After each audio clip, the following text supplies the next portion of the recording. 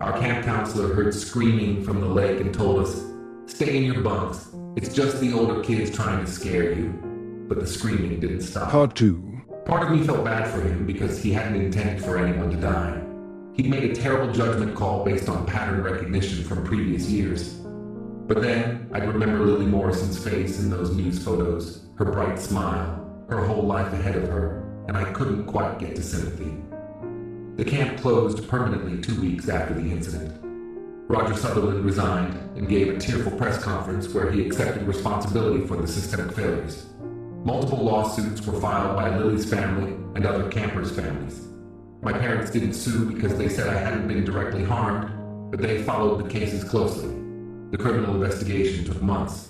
The district attorney had to determine whether Nathan's actions rose to the level of criminal negligence.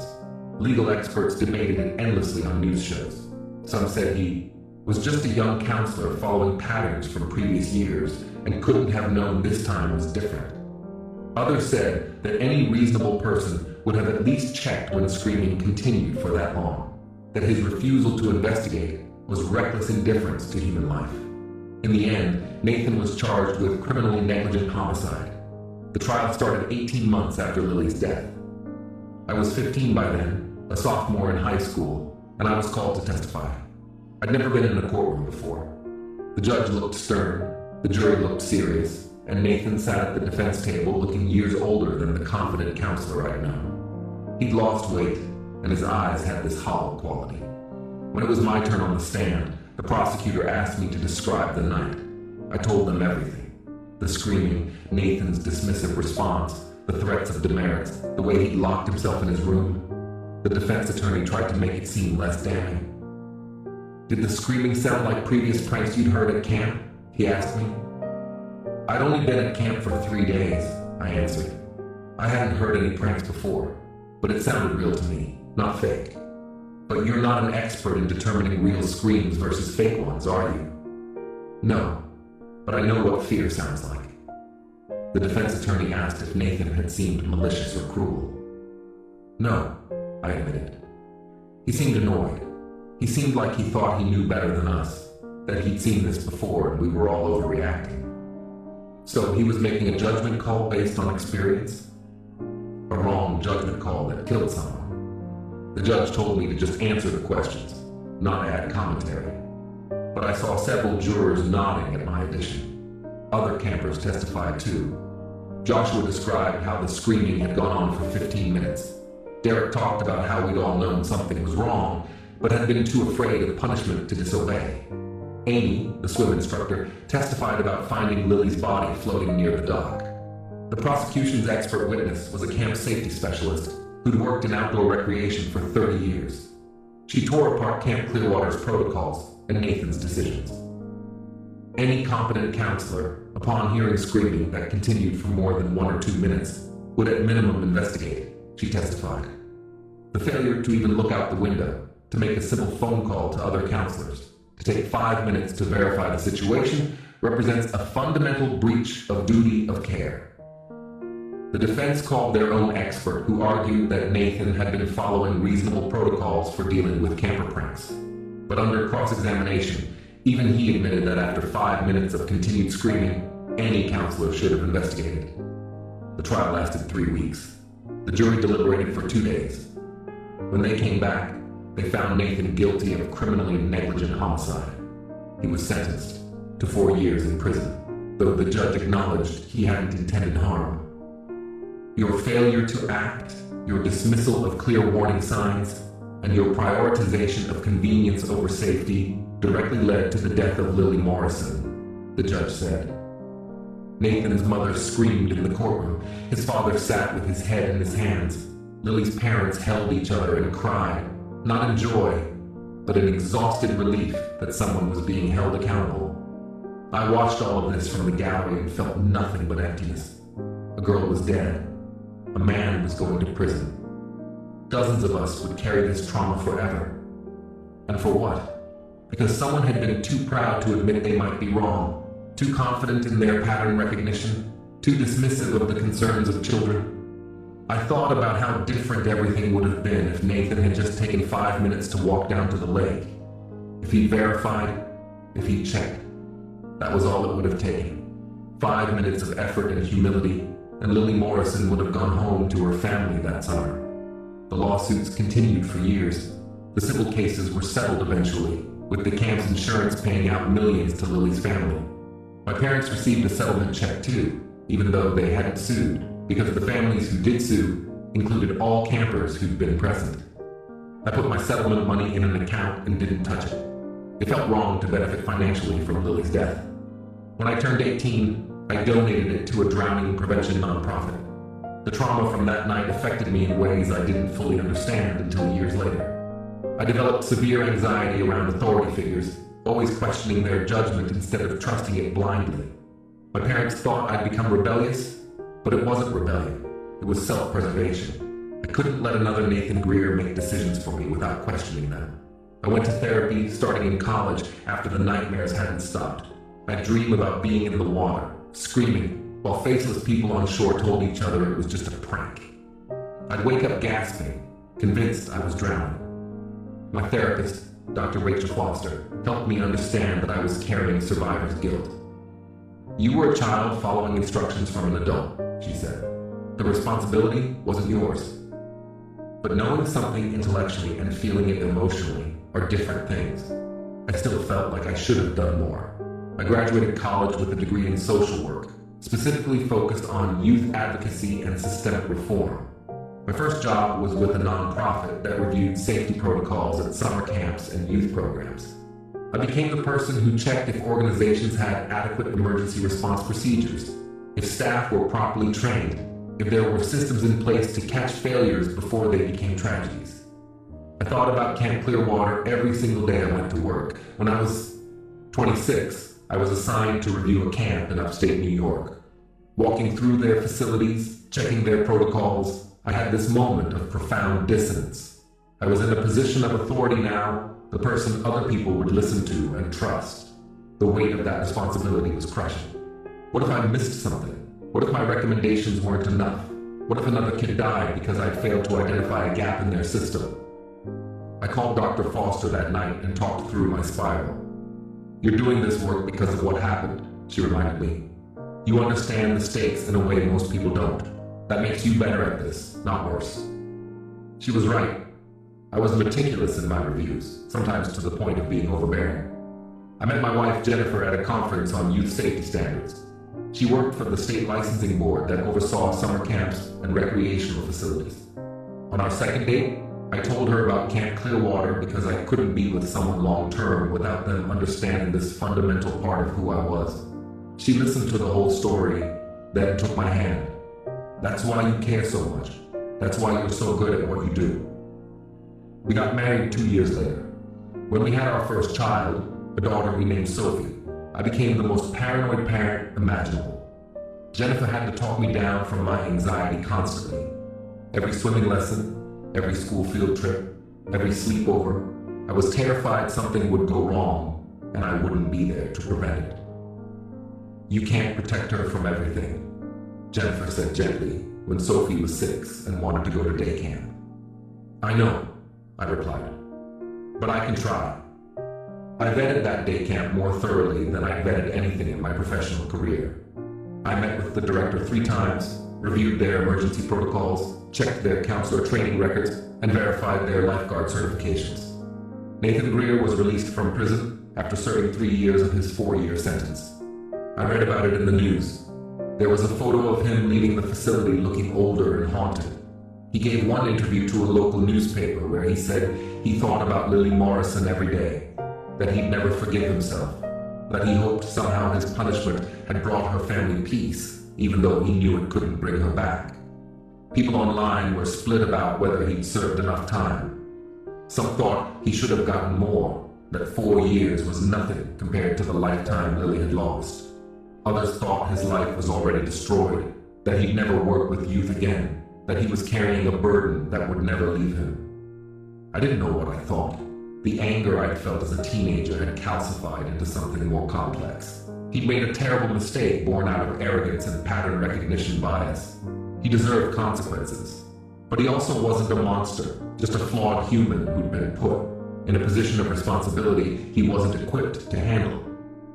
real monsters were the systems that failed. The camp that hadn't trained its counselors properly, the culture that prioritized convenience over vigilance. When Sophie was 12, she wanted to go to overnight camp. Every parenting bone in my body screamed no, but Jennifer pointed out that I couldn't let my trauma prevent our daughter from normal childhood experiences. We compromised. Sophie could go to camp, but only one I personally vetted and approved. I spent months researching options, finally settling on a program that had exemplary safety records and emergency protocols that went far beyond industry standards. The night before we drove Sophie to camp for drop-off, I couldn't sleep. Jennifer found me at 2 in the morning sitting in Sophie's room watching her sleep. "She's going to be fine," Jennifer whispered. "I know their protocols. Their counselors are trained to respond to any emergency within 2 minutes. They have 24-hour medical staff on site. The lake has lifeguards during all swimming times and is off limits after dark." I nodded, but the fear didn't go away. When we dropped Sophie off and I met her counselor, a woman in her 30s named Patricia Daniels, who had 8 years of experience and multiple safety certifications, I pulled her aside. "If you hear screaming, investigate immediately. Don't assume it's a prank. Don't wait to verify, just check." Patricia looked confused by the intensity of my request, but she nodded. "Of course, that's standard protocol here. Any potential emergency gets immediate response." I wanted to tell her about Camp Clearwater, about Lily Morrison, about the cost of assumptions and delays, but I didn't, because I didn't want to make Sophie's camp experience about my baggage. The 2 weeks Sophie was at camp were the longest of my life. I checked my phone obsessively, waiting for a call that something had gone wrong, but the call never came. Sophie came home happy and sunburned, full of stories about swimming and archery and making friendship bracelets. She'd had a wonderful time and wanted to go back next summer.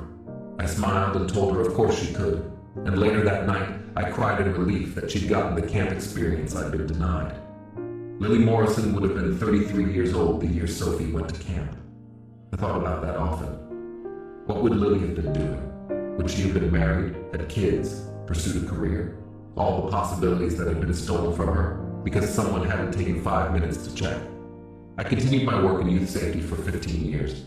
I reviewed hundreds of camps, schools, and programs. I trained thousands of counselors and staff members in emergency response protocols, and at every training session, I told them about Camp Clearwater.